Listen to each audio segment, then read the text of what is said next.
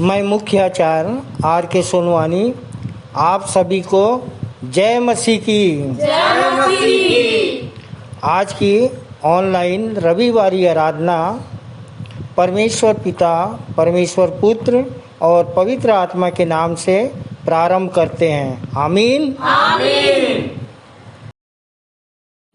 आज की रविवारी आराधना हम प्रारंभ करते हैं, उसके पहले हम एक छोटी प्रार्थना कर लेंगे कुमारी मनीषा कोसरिया के द्वारा, जो नरोती कापा कलीसिया से है। आप सभी को जय मसीह की। मेरा नाम मनीषा कोसरिया है। मैं नरोती कापा कलीसिया से हूँ। मुझे प्रभु में बने हुए 4 वर्ष हो गई है। प्रभु में आने का कारण है कि मेरे पापा जी का तबीयत बहुत ख़राब था, तो प्रभु की प्रार्थना दुआ से आज वो ठीक है। तब से मैं प्रभु में बनी हुई हूँ और जैसे मैं बची हूँ वैसे दूसरों को बचाने का प्रयास करती हूँ। आइए प्रार्थना में जाए। हाथों को जोड़े, आँखों को बंद करें और अपना सारा ध्यान परमेश्वर की ओर लगाए। हे महान दयालु पिता परमेश्वर, हे राजाओं के राजा, जीवन देने वाले प्रभु जी, हे सृष्टि के सृजनहार, यीशु नासरी के चरणों के निकट आते हैं और पिता परमेश्वर का अपने हृदय की गहराइयों से धन्यवाद देते हैं। और बीते सप्ताह में मेरी तबीयत ठीक नहीं थी। प्यारे पिता का आपकी प्रार्थना दुआ से आज हम ठीक है। प्रभु जी धन्यवाद हो आपका जो आपने हमें जीवितों के बीच रखा। प्रभु जी हम प्रार्थना करते हैं प्यारे पिता, आज के पवित्र दिन के लिए गीतों का गाया जाना, वचनों को पढ़ा जाना, आराधना स्तुति का होना, संदेशों का बताया जाना, सब आपको सुखदायक सुगंध के रूप ग्रहण योग्य हो हमारे प्यारे पिता। और हमारे सभी विश्वासी भाई बहनों के हृदय में वचन फलवंत होने पाए प्रभु जी। और जो भी बातें छूट गई हैं उन्हें आपके सर्व सामर्थी हाथों में सौंपते हैं और आप आगे की शेष आराधना को आपके सर्व सामर्थी हाथों में सौंपते हुए इस छोटी सी विनती प्रार्थना को यीशु नासरी के प्यारे व पवित्र नाम से मांग लेते हैं। आमीन। आइए परमेश्वर की महिमा में हम कुछ गीतों को गा लेंगे। पहला गीत गाएंगे हमन गाना गाबो से 112 नंबर, सागर स्वामी तू परम पिता। दूसरा गीत गा लेंगे हमन गाना गाबो से ही 167 नंबर, मेरे जीवन में यीशु तेरा नाम जलाल पाता रहे।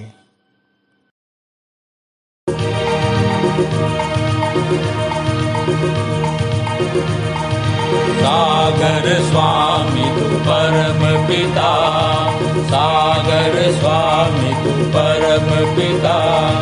जय जयकार सर्वे सदा, जय जयकार सर्वे सदा। हार हार युग युग का पार किया, बेड़ा पार किया, जीवन का प्रभु पापिन का प्रभु। जय जयकार पार किया, बेड़ा पार किया, जीवन का प्रभु पापिन का प्रभु।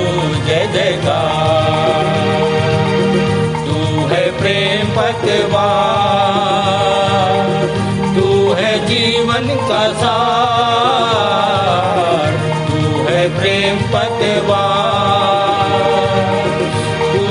जीवन का सार। जल थल शिथिल हुए, सन्मुख तेरे झुके,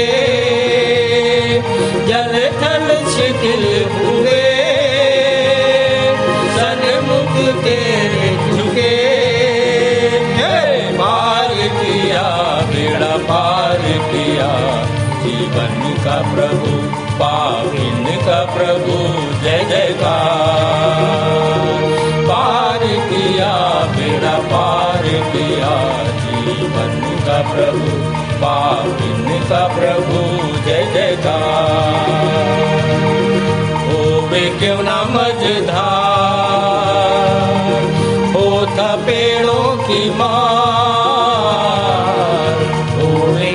समझदार। ओढ़ पेड़ों की मार, मन तब मगन रहे, प्रभु सब सहज करे। मन तब मगन रहे, प्रभु सब सहज करे। पार किया बेड़ा पार किया, जीवन का प्रभु पापिन का प्रभु जय जयकार। पार किया बेड़ा पार किया, जीवन का प्रभु पापिन का प्रभु जय जयकार। जय जय गाओ ललकार, प्रभु के वनहार। जय जय गाओ ललकार, प्रभु के वनहार।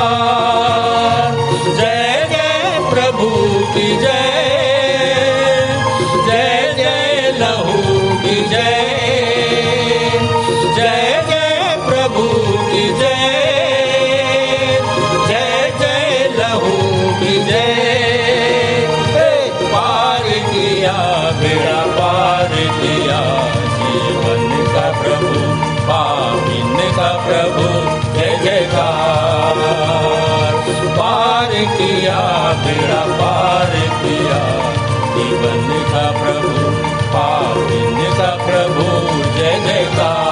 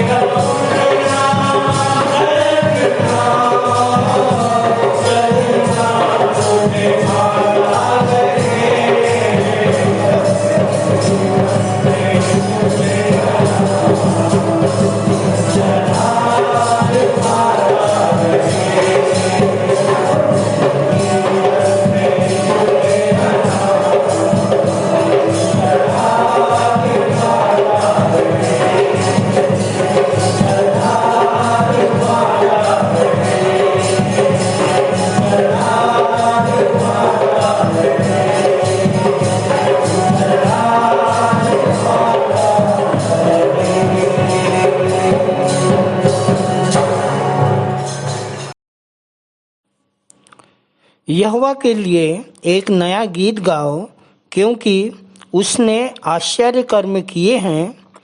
उसके दाहिने हाथ और पवित्र भुजा ने उसके लिए उद्धार किया है। यहोवा ने अपना किया हुआ उद्धार प्रकाशित किया। उसने अन्य जातियों की दृष्टि में अपना धर्म प्रकट किया है। उसने इस्राएल के घराने पर की अपनी करुणा और सच्चाई की सुधि ली, और पृथ्वी के सब दूर दूर देशों ने हमारे परमेश्वर का किया हुआ उद्धार देखा है। हे सारी पृथ्वी के लोगों, यहोवा का जय जयकार करो, उत्साहपूर्वक जय जयकार करो और भजन गाओ। हम अपनी मुख्य आराधना प्रारंभ करते हैं और इस समय हम एक गीत गा लेंगे। स्तुति के गीत से 4 नंबर, तेरे सन्मुख शीश नवाते हे जग के करतार।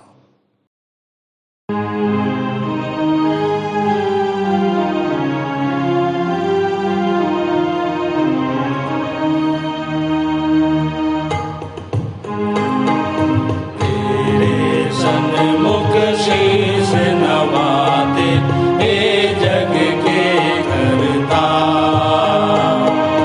डूबते हुओं को दे दो सहारा, कर दो बेड़ा पार। तेरे सन्मुख शीश नवाते हे जग के करता, को दे दो सहारा, कर दो बेड़ा पार। पाप के बादल सर पर छाए, घिरा हुआ तूफान, तुम बिन नैया कौन संवारे, मेरे प्रभु जानो प्राण हमारे, जग के केवनहार। तेरे सन्मुख शीश नवाते हे जग के करतार, डूबते हुओं को दे दो सहारा, कर दो बेड़ा पार। जन्म के अंधों को दी आँखें, रोगी लिए बचा, पाप क्षमा किए पापिन के, और मुर्दे दिए जिला। पापी हृदय हम भी लाए, दो दो पालनहार। तेरे सन्मुख शीश नवाते हे जग के करतार, डूबते हुओं को दे दो सहारा, कर दो बेड़ा पार। सुंदर पक्षी पर्वत सागर, सबके सृजनहार, आके विराजो मन मंदिर में, बंदे करे पुकार। व्याकुल हृदय तुझको पुकारे, आजा तारनहार। तेरे सन्मुख शीश नवाते हे जग के करतार, डूबते हुओं को दे दो सहारा, कर दो बेड़ा पार।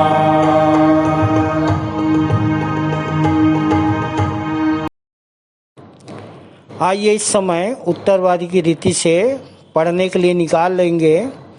पहला यूहन्ना 2 अध्याय उसका 7 से 29 पद तक, जिसको पढ़ने में अगुवाई करेंगी श्रीमती गोमती भार्गव और उत्तर देंगे भाई सुजल कुमार भार्गव।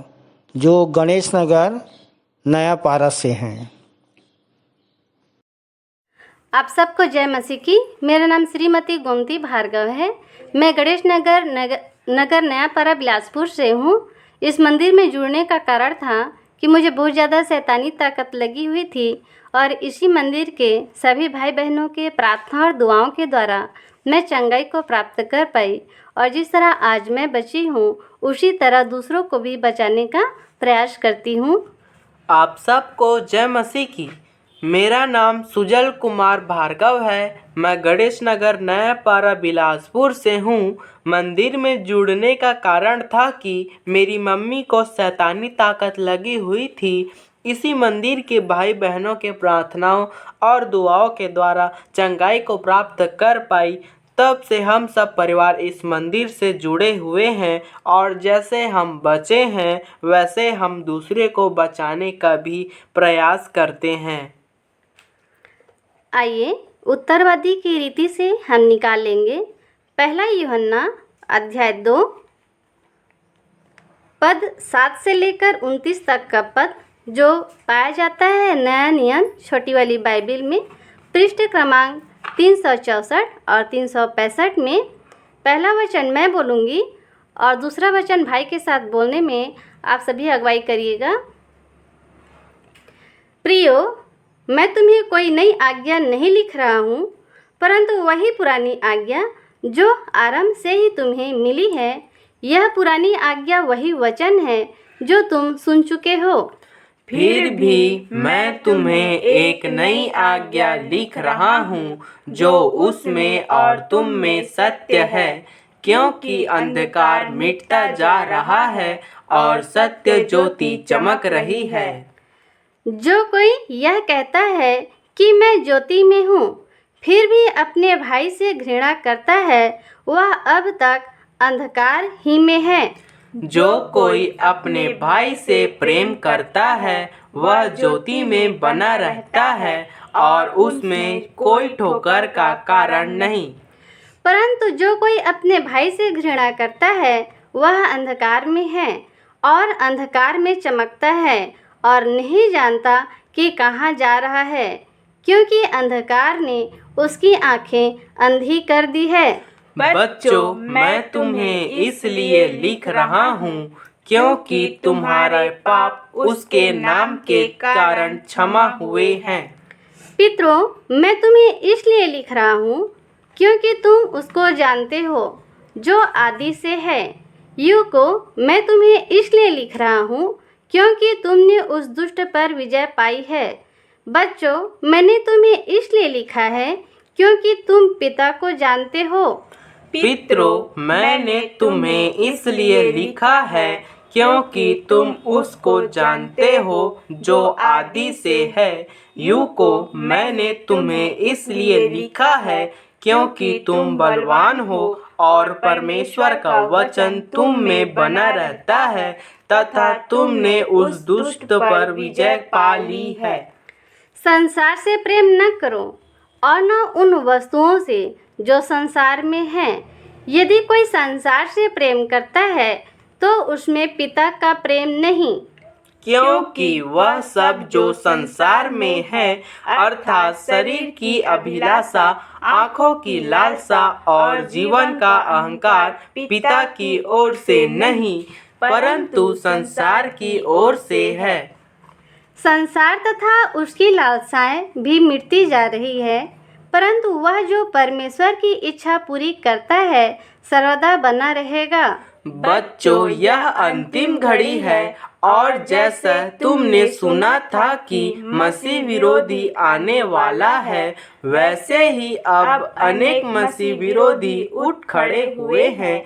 इसी से हम जानते हैं कि यह अंतिम घड़ी है। वे निकले तो हम ही में से परंतु वास्तव में हम में से नहीं थे, क्योंकि यदि वे हम में से होते तो हमारे साथ रहते, परंतु वे निकल इसलिए गए कि यह प्रकट हो जाए कि वे सब हम में से नहीं हैं। परंतु तुम्हारा अभिषेक तो उस पवित्र से हुआ है और तुम सब जानते हो। मैंने तुम्हें इसलिए नहीं लिखा कि तुम सत्य को नहीं जानते, वरन इसलिए कि तुम उसे जानते हो, क्योंकि कोई झूठ सत्य की ओर से नहीं। झूठा कौन है? केवल वह जो यीशु के मसीह होने का इनकार करता है, यही मसीह विरोधी है, अर्थात जो पिता और पुत्र का इनकार करता है। जो पुत्र का इनकार करता है उसके पास पिता नहीं, जो पुत्र को मान लेता है उसके पास पिता भी है। जहाँ तक तुम्हारा संबंध है, तुमने जो आरंभ से सुना है उसे अपने में बना रहने दो। जो कुछ तुमने आरंभ से सुना है, यदि वह तुम में बना रहे तो तुम भी पुत्र में और पिता में बने रहोगे। जो प्रतिज्ञा स्वयं उसने हमसे की है वह यह है, अर्थात अनंत जीवन। मैंने ये बातें तुम्हें उन लोगों के संबंध में लिखी है जो तुम धोखा देने का यत्न कर रहे हैं। पर जहाँ तक तुम्हारा संबंध है, वह अभिषेक जो तुमने उससे प्राप्त किया है तुम में बना रहता है, और तुम्हें इस बात की आवश्यकता नहीं कि कोई तुम्हें सिखाए, परंतु जिस प्रकार उसका वह अभिषेक तुम्हें सब बातों के विषय में सिखाता है और सत्य है और झूठ नहीं, और जैसा कि उसने तुम्हें सिखाया है तुम उसमें बने रहो। अतः हे बच्चों, उसमें बने रहो, जिससे कि जब वह प्रकट हो तो हमें साहस हो और उसके आगमन पर हमें उसके सम्मुख लज्जित न होना पड़े। अंतिम वचन हम सब एक साथ पढ़ लेंगे। यदि तुम जानते हो कि वह धर्मी है, तो यह भी जानते हो कि प्रत्येक जो धार्मिकता पर आचरण करता है उससे उत्पन्न हुआ है। पिता अपने जीवित वचनों के कहे सुने समझे जाने के द्वारा हम सबको आशीष को प्रदान करें। आमीन। आप सबको जय मसीह की। आइए हम विश्वास वचन बोलें। मैं सर्वशक्तिमान पिता पर स्वर्ग और पृथ्वी के सृजनहार परमेश्वर पर विश्वास रखता हूँ।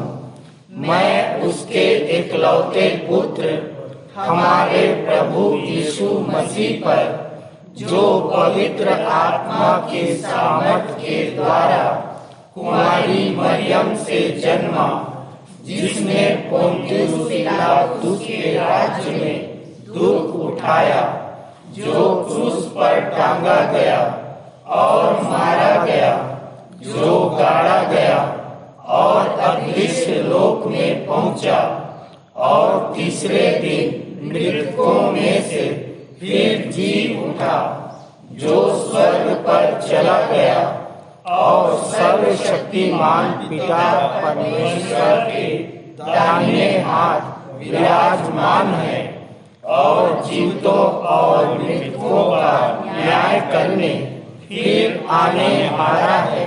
विश्वास रखता हूँ मैं पवित्र आत्मा पर, पवित्र सारी कलीसिया पर, संतों की संगति पर, देह के पुनरुत्थान पर, पापों की क्षमा पर और अनंत जीवन पर विश्वास रखता हूँ।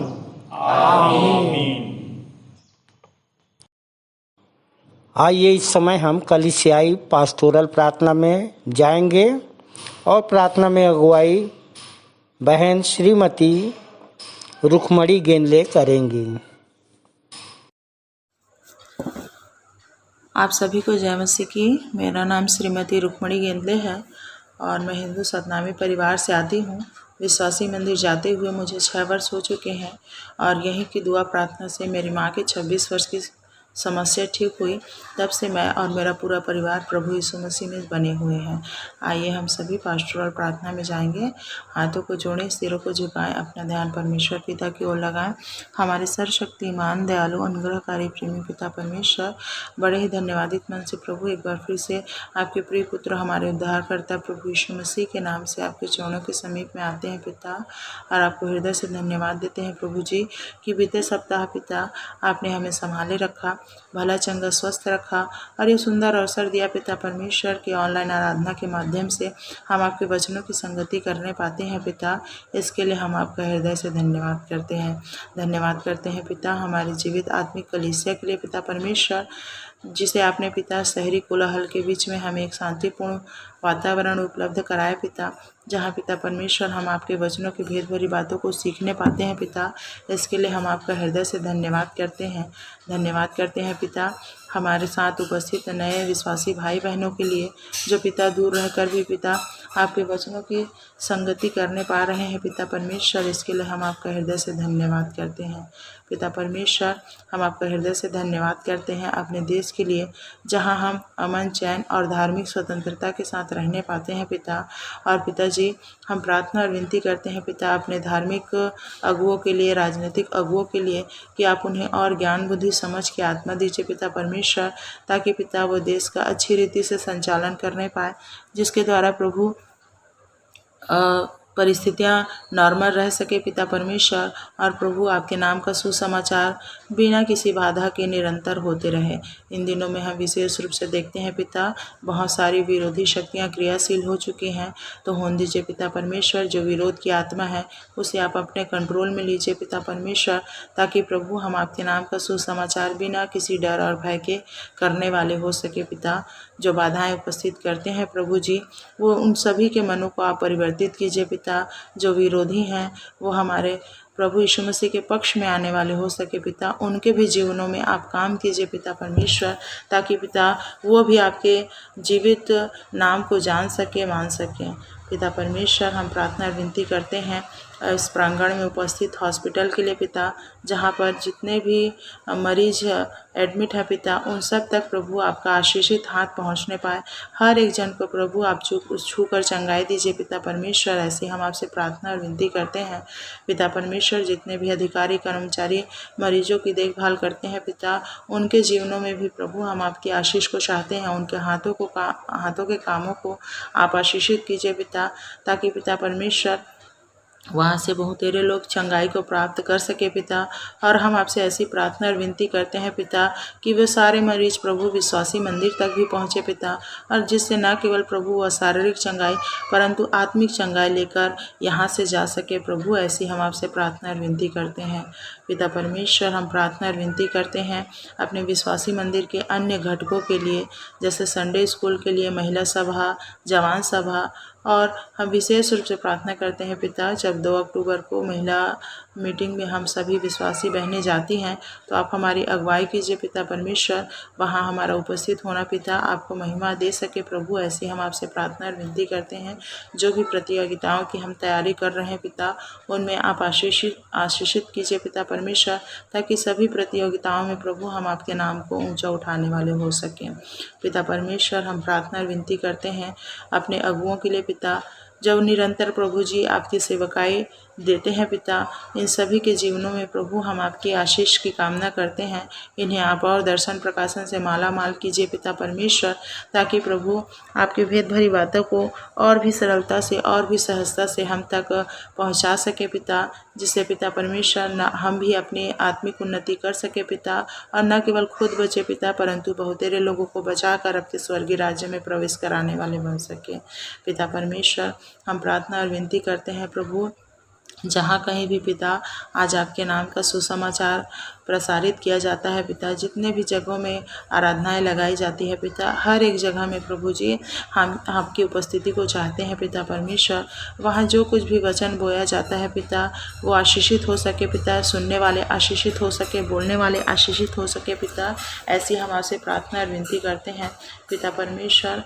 हम इन दिनों विशेष रूप से प्रार्थना करते हैं प्रवीण जैसल भाई के लिए पिता परमेश्वर, जिन्हें सिर में चोट लगी है पिता। होने दीजिए पिता परमेश्वर, आपका दाहिना चंगाई भरा आशीषित हाथ उस भाई तक भी पहुँचे पिता। आप उसे छूकर चंगाई दीजिए पिता परमेश्वर, ताकि भाई जीवित गवाही के साथ आपकी कलीसिया में उपस्थित हो सकें पिता परमेश्वर। हम विशेष रूप से प्रार्थना करते हैं आशा मानिकपुरी की चाची के लिए पिता परमेश्वर। पुष्पा मानिकपुरी बहन के लिए पिता, जिनको बहुत ज़्यादा शैतानी शक्तियाँ लगी हुई हैं पिता परमेश्वर, और इन्हीं शैतानी शक्तियों की वजह से प्रभु उनकी कोख भी सुनी है। तो पिता परमेश्वर होने दीजिए आपका चंगाई भरा आशीषित हाथ उस बहन तक भी पहुंच सके, और प्रभु हर प्रकार की शैतानी शक्तियों से आप उसकी रक्षा मदद अगुवाई कीजिएगा पिता परमेश्वर, ताकि वो भली चंगी स्वस्थ हो सके पिता, और आपके नाम की जीवित गवाही अपने मुंह से देने वाली हो सके। पिता परमेश्वर, हम प्रार्थना और विनती करते हैं पिता परमेश्वर आगे की आराधना के लिए पिता, जो भी भाई बहन आज संदेश देते हैं पिता, उन सभी को प्रभु हम आपके सर्व सामर्थी सुरक्षित हाथों में सौंपते हैं। वे नहीं परंतु आप उनके माध्यम से बोलिए पिता। आज की आराधना में हमारे गीतों का गाया जाना, हमारे भेंट का चढ़ाया जाना, हर बात प्रभु आपको सुखदायी सुगंध के रूप में ग्रहण योग्य हो सके पिता, ऐसी आपसे प्रार्थना और विनती करते हैं पिता परमेश्वर। जो बातें प्रार्थना में बोलना भूल गए हैं पिता, उन विषयों को भी प्रभु हम आपके सर्व सामर्थी सुरक्षित हाथों में सौंपते हैं। हर एक बात को आप ग्रहण कीजिए पिता परमेश्वर। धन्यवाद करते हैं प्रभु कि आपने हमारी प्रार्थना को सुना, उसका उत्तर हाँ और आमीन में दिया। बड़े धन्यवाद के साथ छोटी विनती प्रभु यीशु मसीह के नाम से मांग लेते हैं, आमीन। ये समय है संदेश का। हम अपने मनों को तैयार कर लें, संदेश सुन लेंगे। और इस समय हम 2 संदेश सुनेंगे। पहला संदेश भाई अभिषेक ब्राउन के द्वारा, जो भोपाल से हैं, जिनका विषय है गर कर लें अपने आप का इनकार, गर कर लें अपने आप का इनकार, व्यर्थ हो जाएगा विरोधी का हर वार। इनका संदेश लूका 9 अध्याय 23 और 24 पर आधारित है। दूसरा संदेश हम सुनेंगे सहायक आचार्य कुमारी सविता सिंह के द्वारा, जिनका विषय है समझ दे प्रभु कि गिन सके अपने जीवन के दिन, समझ दे प्रभु कि गिन सके अपने जीवन के दिन, क्योंकि सब कुछ व्यर्थ है तेरे बिन, क्योंकि सब कुछ व्यर्थ है तेरे बिन। भजन संहिता 90:10 पर ये संदेश आधारित है। आइए हम संदेश में जाएं। आप सभी को जय मसीह की। मेरा नाम अभिषेक ब्राउन है। मैं एक कंप्यूटर इंजीनियर हूँ, भोपाल में रहता हूँ और विश्वासी मंदिर से जुड़े हुए मुझे 20 साल हो चुके हैं। आज जो टॉपिक मुझे बोलने के लिए दिया गया है वो इस प्रकार से है, गर कर ले अपने आप का इनकार, व्यर्थ हो जाएगा विरोधी का हर वार। इसके साथ जो वचन है वो है लूका 9 उसका 23-24, जहाँ इस प्रकार से लिखा है, उसने सबसे कहा, यदि कोई मेरे पीछे आना चाहे तो अपने आप का इनकार करे और प्रतिदिन अपना क्रूस उठाए हुए मेरे पीछे हो ले। क्योंकि जो कोई अपना प्राण बचाना चाहेगा वह उसे खोएगा, परंतु जो कोई मेरे लिए अपना प्राण खोएगा वही उसे बचाएगा। प्रियो, जैसा कि टॉपिक है व्यर्थ हो जाएगा विरोधी का हर वार, तो ये विरोधी कौन है और विरोध किस प्रकार का है, सबसे पहले हम इसको समझेंगे इस टॉपिक में। तो हम जैसा दुनिया में देख रहे हैं, आजकल हमारे आसपास देख रहे हैं कि हर तरफ जो है मसीहियों का विरोध हो रहा है। विरोध का जो मुख्य कारण होता है वो ये होता है कि ईसाई लोग प्रलोभन देकर के धर्मांतरण कराते हैं। प्रियो, हम जबकि देखते हैं कि हम लोग ज़्यादातर नए विश्वासी हैं और हमारे जीवन में हमें कोई प्रलोभन नहीं दिया गया कि हम यीशु मसीह के पास आएं, परंतु जब हमें शांति मिली, हमारी समस्याओं का समाधान हुआ प्रार्थना के द्वारा, तब हम प्रभु में जुड़े हैं। लेकिन इससे शैतान बौखलाता है, शैतानी शक्तियाँ बौखलाती हैं कि अब हम कहाँ जाएंगे, हमारा क्या होगा, और इस तरीके से जो लोगों के अंदर घुस करके जो है अनर्गल आरोप लगा करके वो बदनाम करने का प्रयास करते हैं। कोई भी विरोध होता है तो उसके 4 चरण होते हैं। सबसे पहले तो व्यक्ति हमको इग्नोर करता है, हमारी उपेक्षा करता है, सुनता नहीं है, जाने दो ऐसे ही लोग हैं, बोलता है। फिर वो हमारा मजाक उड़ाता है। इन लोग को तो ऐसे ही बकबकाने का शौक़ रहता है, इन लोग पागल हैं, इस टाइप से कुछ भी उल्टा सीधा बोल करके। फिर वो वास्तव में विरोध करता है मतलब या तो वो हमारे से बहस करेगा, या वो हमारे साथ विवाद करेगा, या वो हो सकता है मारपीट भी हो सकती है, उसमें फिजिकल शारीरिक हमला भी हो सकता है। तो इस तरीके से विरोध का ये तीसरा चरण होता है। और चौथा चरण जो बोलते हैं विरोध का, कि व्यक्ति को हम जीत लेते हैं, वो व्यक्ति हमारे सामने सरेंडर हो जाता है। और हम दुनिया में यदि देखें तो जब से यीशु मसीह आए, यीशु मसीह का भी विरोध किया गया, लोगों ने उनका भी विरोध किया, क्रूस पर चढ़ा दिया उनको मृत्यु भी सहनी पड़ी। साथ ही साथ जब हम चेलों को भी देखें तो ज़्यादातर चेलों को जो है इसी तरह का विरोध सहना पड़ा, और एक एक करके सबको जो है मौत के घाट उतार दिया गया, सबको अलग अलग तरीके से, जिसका पूरा वर्णन हमारे हमन गाना गबन की किताब में भी मिलता है। आप लोग चाहे तो उसको पढ़ सकते हैं। तो लेकिन इतिहास ये भी हमको बताता है कि जितना भी ज़्यादा मसीहियों का विरोध किया गया, जितना भी ज़्यादा प्रचार का, धर्मांतरण का विरोध किया गया, उतनी ही ज़्यादा मसीहियत, ईसाईयत जो है इस दुनिया में बढ़ती गई। और ये कैसे हुआ, क्यों हुआ, आज हम इसी चीज़ को देखने का प्रयास करेंगे। और जो हमारा टॉपिक है आज यही हमको बताता है कि किस तरीके से ऐसे विरोध को हमको सहना है और क्यों सहना है। तो साधारणतः हम देखते हैं कि जो लोगों में के बीच में बात होती है, जो कहावतें होती हैं, वो है कि जैसे को तैसा, टिट फॉर टैट, भले के साथ भला करो, बुरे के साथ बुरा करो। और परिणाम ये होता है कि छोटी छोटी बातें जो है वो इतनी बढ़ जाती है कि लोग एक दूसरे के साथ मार काट कर देते हैं, खून खंजर हो जाता है। लेकिन जब हम यीशु मसीह के पास आते हैं तो उन्होंने हमको सिखाया है कि इस तरीके से पहले तो होता था कि आँख के बदले आँख और दांत के बदले दांत, परंतु मैं तुमसे कहता हूँ कि कोई तुम्हारे एक गाल पर थप्पड़ मारे तो तुम उसके आगे दूसरा भी फेर देना।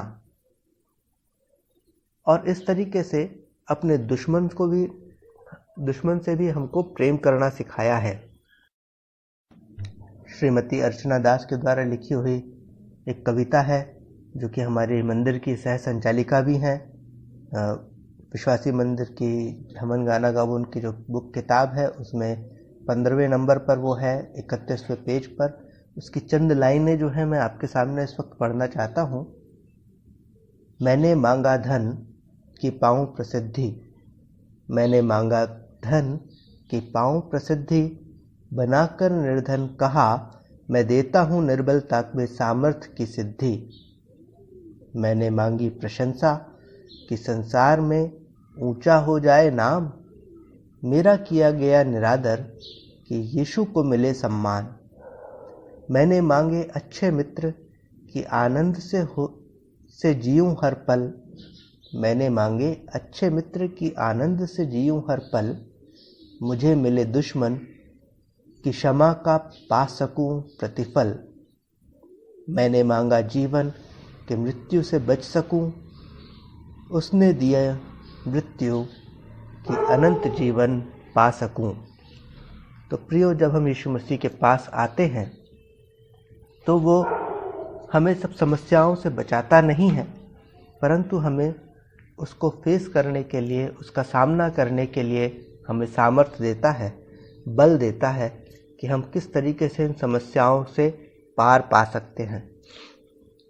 प्रियो, हम देखते हैं कि जब स्तिफनुस को पथरवाह किया जा रहा था, प्रेरितों के काम उसके 7वें अध्याय में हम देखते हैं स्तिफनुस को विरोध होता है कि तुम क्यों प्रचार कर रहे हो और क्या प्रचार कर रहे हो, और यहूदी लोग बहुत ज़्यादा गर्म हो जाते हैं। और जब वो खड़ा होकर के वो बोलता है कि मैं देखता हूँ कि यीशु मसीह जो है परमेश्वर के दाहिने हाथ पर खड़े हुए हैं, तो लोग उसे पथरवाह करने लगते हैं गुस्से में आकर के। और जब हमें कोई मारे काटे, कोई हमें पत्थर मारे या एक सुई भी जब हमको चुभ जाती है तो हमारा पूरा ध्यान जो होता है उस सुई की तरफ चला जाता है और हमें और कोई चीज़ नहीं सूझती।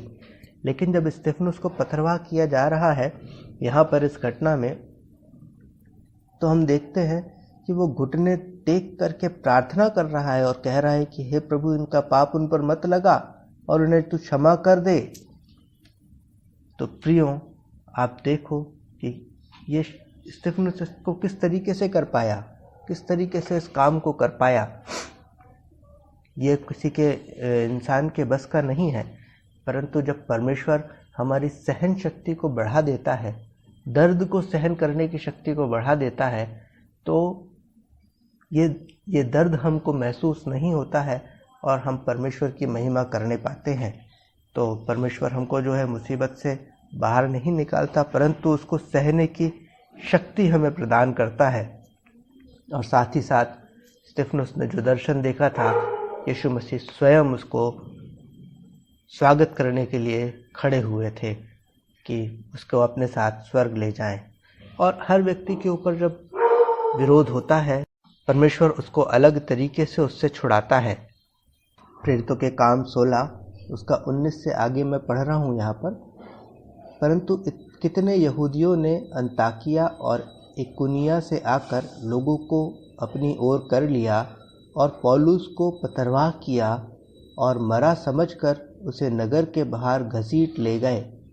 पर जब चेले उसकी ओर चारों ओर आ खड़े हुए तो वह उठकर नगर में गया और दूसरे दिन बरनबास के साथ दिरबे को चला गया। यहाँ पर हम देखते हैं कि विरोध था, पौलुस को मारा, लेकिन परमेश्वर ने उसको कोई नुकसान नहीं होने दिया और वो खड़ा हुआ और उसके बाद चेलों के साथ नगर को चला गया जहाँ उसको जाना था। तो प्रियो, परमेश्वर हर परिस्थिति में हमारी रक्षा कर सकता है और अपनी शांति से, अपनी सामर्थ्य से हमको भरता है, ताकि हम जो है लगातार उसके कार्यों को कर सके। वो हमको अकेला कभी भी नहीं छोड़ता है। उसी प्रकार से बहुत दूर की बात नहीं है, ये तो पुरानी बातें हमने देखी, लेकिन ग्रैहम स्टेन्स जो ऑस्ट्रेलियाई मिशनरी जो कि उड़ीसा में अपनी सेवा कर रहे थे, कोढ़ियों के बीच में, उन सब के बीच में उन्हें विरोध का सामना करना पड़ा और उनको और उनके दोनों बेटों को जिंदा जला दिया गया। और उसके बाद उनकी पत्नी और उनकी 2 बेटियां वहां बच गईं और उन्होंने इस बात को कहा कि जो काम हम यहाँ करने के लिए आए हैं, हम तो उसी को करेंगे। क्यों? इतनी सामर्थ्य, इतनी शक्ति कहाँ से आई? ये केवल परमेश्वर देता है, नहीं तो लोग तो जो है या तो भाग जाते हैं या पलटा लेने की बात करते हैं। प्रियो, जब यीशु मसीह से पूछा गया कि क्या तू राजा है, तो यीशु ने कहा, मेरा राज्य इस पृथ्वी का राज्य नहीं, यदि होता तो मेरे चेले लड़ते। आज भी जो विरोध होता है वो ज़्यादातर राजनीतिक है, और क्योंकि हमारा राज्य इस पृथ्वी का नहीं है, इसलिए हम लड़ते नहीं हैं। अब इसका जो पहला भाग था, अगर कर ले हम अपने आप का इनकार, तो अपने आप का इनकार करने का क्या मतलब होता है? हमारा आप हमारा अहम होता है, हमारा अहंकार होता है कि किसी ने मुझे एक थापड़ मार कैसे दिया और मैंने उसको सह कैसे लिया। इस तरीके से लोग सोचते हैं। और बहुत साधारण शब्दों में भी यदि कहें तो अपने आप के लिए जो हम करते हैं, अपने शरीर के लिए जो करते हैं, वो सब अपने आप में आता है। रोटी कपड़ा मकान की ज़रूरतों के पीछे हम जो भागते हैं वो भी अपना आप आता है। और यदि हम इसको इनकार करते हैं, किस लिए? इसलिए जैसा कि वचन में लिखा है कि आप प्रतिदिन अपना क्रूस उठाए और मेरे पीछे हो ले। तो जब हम अपने आप का इनकार करके परमेश्वर के काम को करते हैं, तो हम क्या होते हैं? हम नहीं रह जाते, लेकिन हम ईश्वर में बदल जाते हैं। और उसकी समानता में बदल जाते हैं। जैसा कि यूहन्ना 10 उसके 34 में यीशु मसीह ने कहा कि क्या तुमने अपनी व्यवस्था में नहीं पढ़ा कि तुम ईश्वर हो।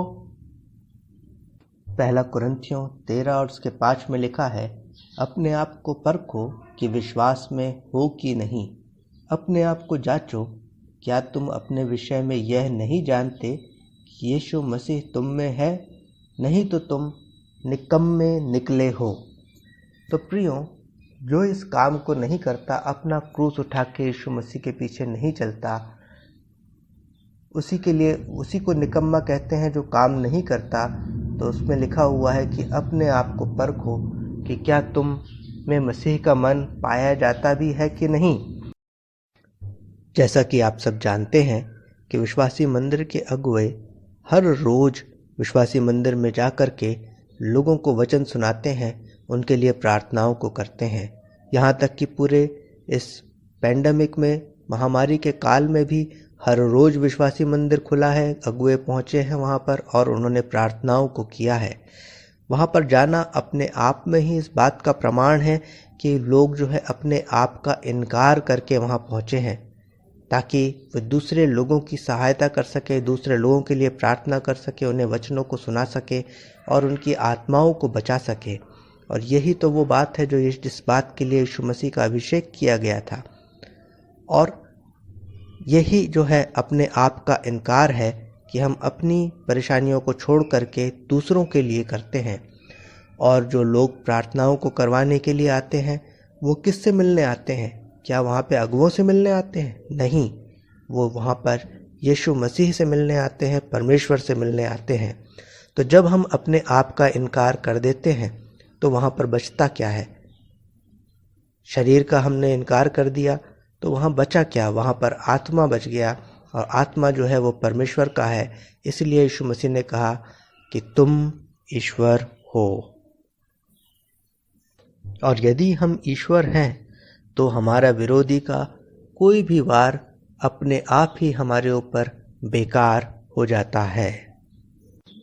इसी विषय पर मंदिर के संचालक श्री JSR लाल की लिखी हुई कविता के कुछ अंश को मैं आपके सामने पढ़ना चाहता हूँ। कविता का शीर्षक है हे सोने वाले जाग। 5 नंबर की कविता है। हमन गाना गबोन में 180 नंबर पेज पर यह पाई जाती है।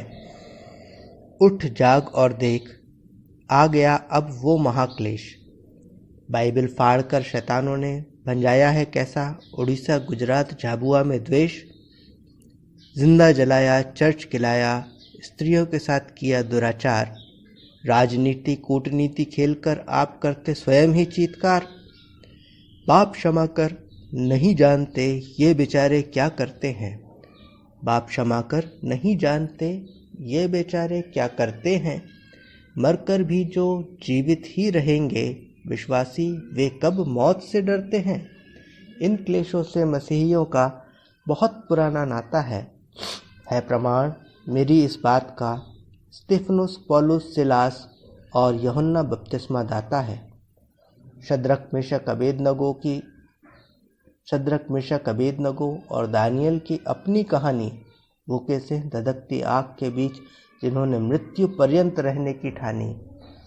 न द्वेष, न क्रोध, न जुलूस, न नारा, बस एक ही बात कहते धीरज से, हमें नहीं चाहिए छुटकारा।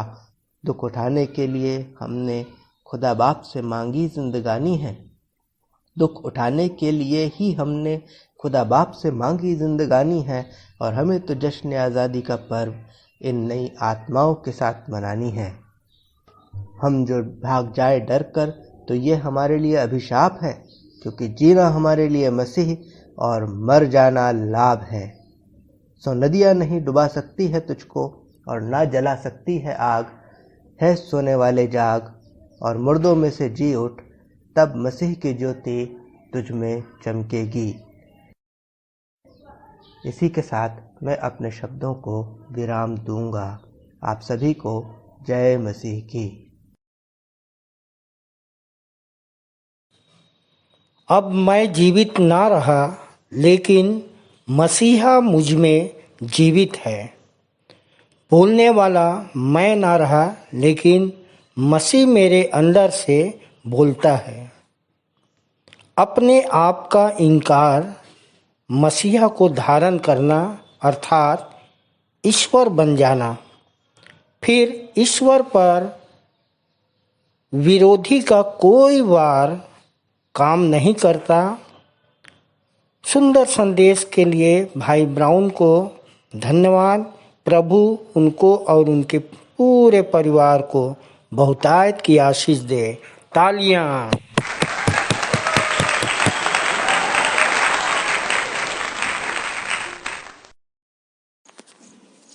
सबको जय मसीह की। मेरा नाम सहायक आचार्य सविता सिंह है। वर्तमान में मैं सीस कोटा ब्लॉक में व्याख्याता के पद पर पदस्थ हूँ। प्रभु यीशु मसीह को जाने व विश्वासी मंदिर से जुड़े हुए 21 वर्ष हो चुके हैं। मेरी छोटी बहन बबीता सिंह को शैतानी शक्ति लगी हुई थी।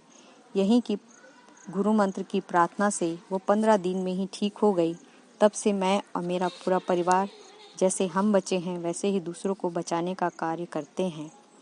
आज जो विषय मुझे बोलने के लिए दिया गया है वो है समझ दे प्रभु कि गिन सके अपने जीवन के दिन, क्योंकि सब कुछ व्यर्थ है तेरे बिन। इस विषय को मैं एक छोटी सी गवाही के द्वारा आप सभी से बांटना चाहूँगी।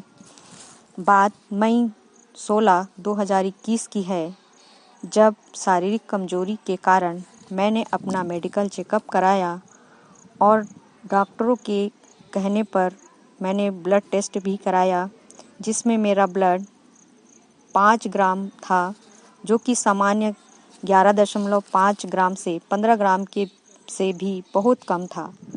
डॉक्टर ने रिपोर्ट देखकर कहा, आप तुरंत अस्पताल में भर्ती हो जाइए और ब्लड की व्यवस्था कीजिए, नहीं तो कुछ भी हो सकता है।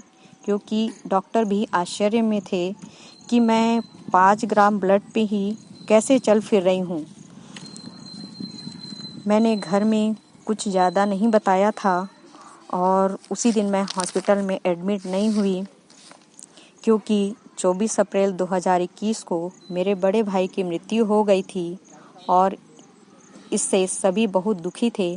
और अगर मैं भी हॉस्पिटल में अगर भर्ती हो जाती तो घर के सभी लोग और परेशान हो जाते।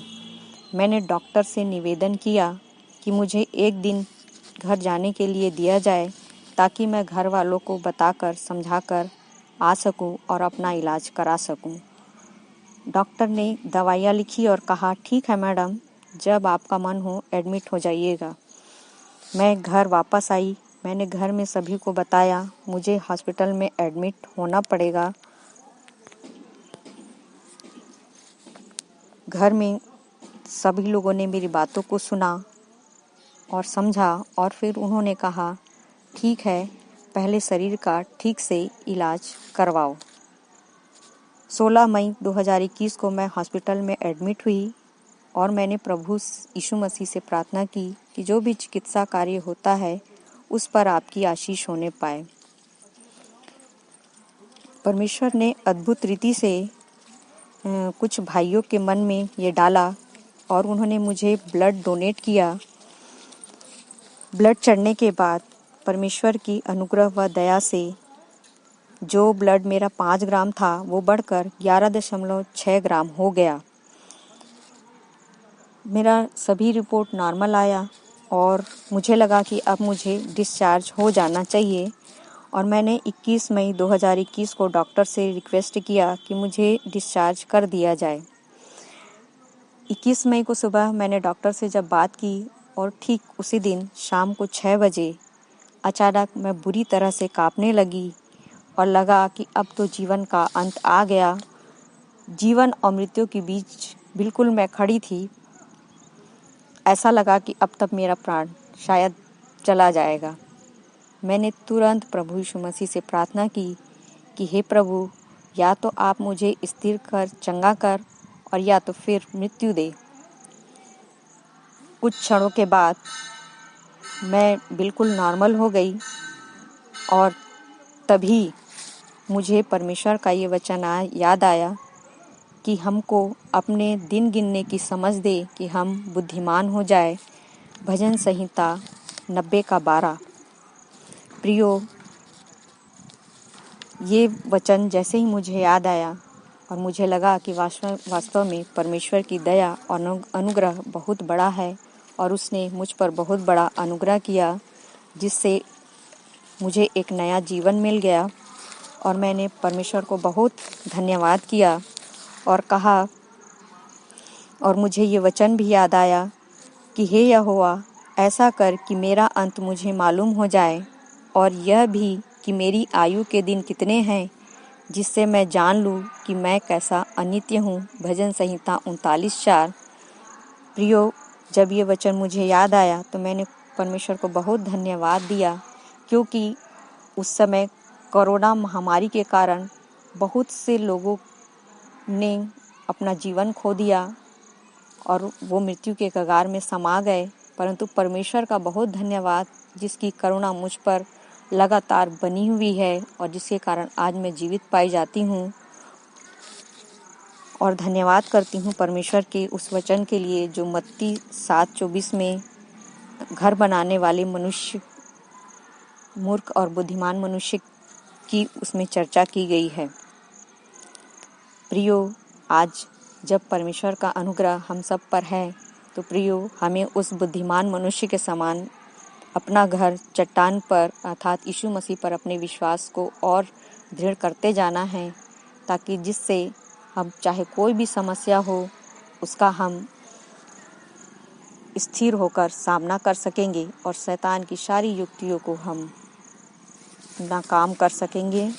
प्रियो, मैं धन्यवाद करती हूँ परमेश्वर पिता का कि उन्होंने अपने प्रेम को मुझ पर प्रकट किया, जिससे कि मैं परमेश्वर को जान पाई कि वो कैसा हमारा दृढ़ गढ़ है और वो हमारे जीवन को कैसे सुरक्षित रखता है कि जब हम उससे प्रेम करते हैं, उसमें निरंतर आगे बढ़ते जाते हैं और वो हमें निरंतर आगे बढ़ाता है और हमारे जीवन को और भी बहुतायत से इस्तेमाल करते जाएं। इस बात के लिए मैं परमेश्वर का धन्यवाद करती हूँ और उससे निरंतर प्रार्थना करती हूँ। प्रियो, जब आज हमें ये जीवन मिला है जो बहुत हमारे लिए महत्वपूर्ण है, न केवल हमारी दृष्टि में परंतु परमेश्वर की दृष्टि में, प्रियो, जो अवसर परमेश्वर ने आज हमें दिया है उस अवसर को हमें बहुमूल्य जानना है।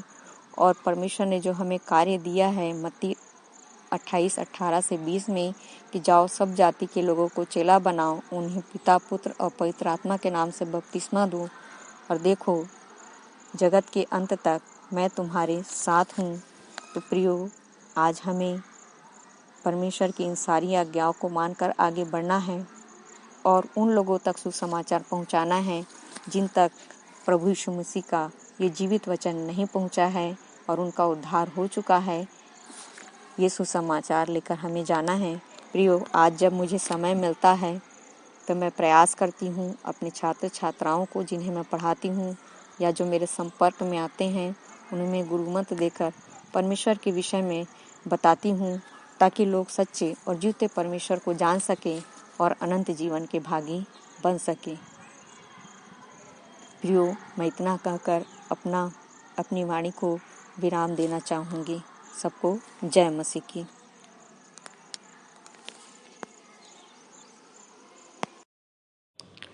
मार्ग, सच्चाई और जीवन मैं ही हूँ। जीवन देने वाला यीशु मसीह है। जब हम उसके मार्ग में सच्चाई से चलते हैं तो हमें जीवन मिलता है और समझ देता है कि हम उस जीवन को अनंत जीवन में भुना सके। सुंदर संदेश के लिए बहन को प्रभु बहुतायत की आशीष दे। तालियां।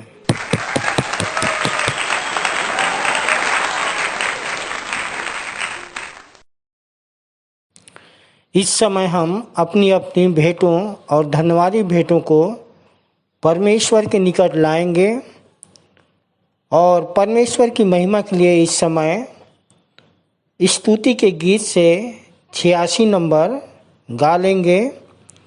यीशु तुझको सब मैं देता।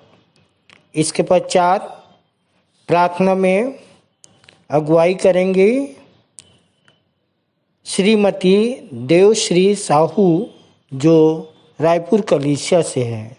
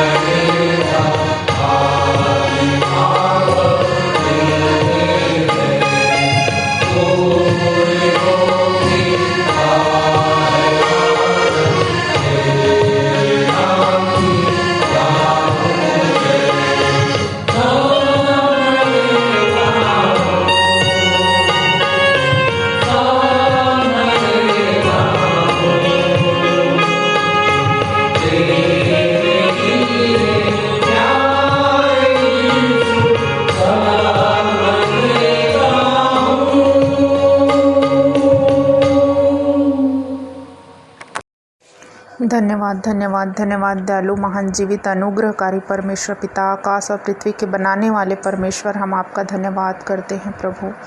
धन्यवाद देते हैं पिता, बीती रात में प्रभु आपने अद्भुत रीति से संभाल के रखा पिता, हर एक खतरों मुसीबतों से हमें बचा के रखा पिता, और इस सुंदर भोर को हमें दिखाया पिता। हम आपका धन्यवाद करते हैं प्रभु। जैसे बीते समय में संभाल के रखा पिता, आज दिन भर के हर एक कामों को पिता, संपूर्ण समय को पिता, हम आपके बलवंत हाथों में सौंपते हैं पिता, और विशेष प्रार्थना करते हैं पिता भेंट के लिए मेरे परमेश्वर पिता। धन्यवाद करते हैं पिता कि आप आपने हमें जो आशीष दिया पिता, उसी कमाई से पिता हम छोटा सा भेंट पिता हम आपके चरणों के निकट लाए हैं मेरे परमेश्वर पिता। ये भेंट पिता आपको ग्रहण योग्य होने पाए पिता और आपकी महिमा में खर्च होने पाए मेरे परमेश्वर पिता।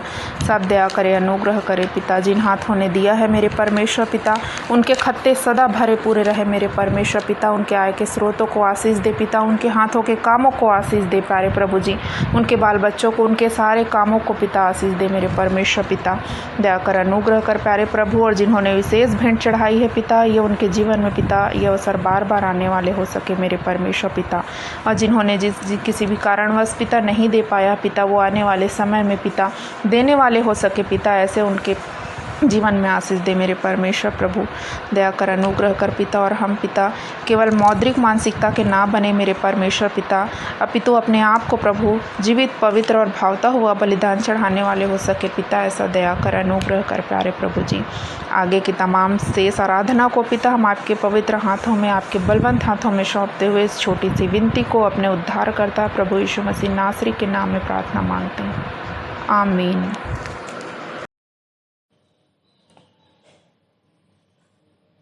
ये समय है सूचना का। आप लोगों को सूचना से अवगत करा दूं, लॉकडाउन के कारण से हमारी आराधना ऑनलाइन व्हाट्सएप पर इसी तरह चलती रहेगी, जिसका समय है प्रति रविवार प्रातः 10 बजे से दोपहर 12:30 बजे तक।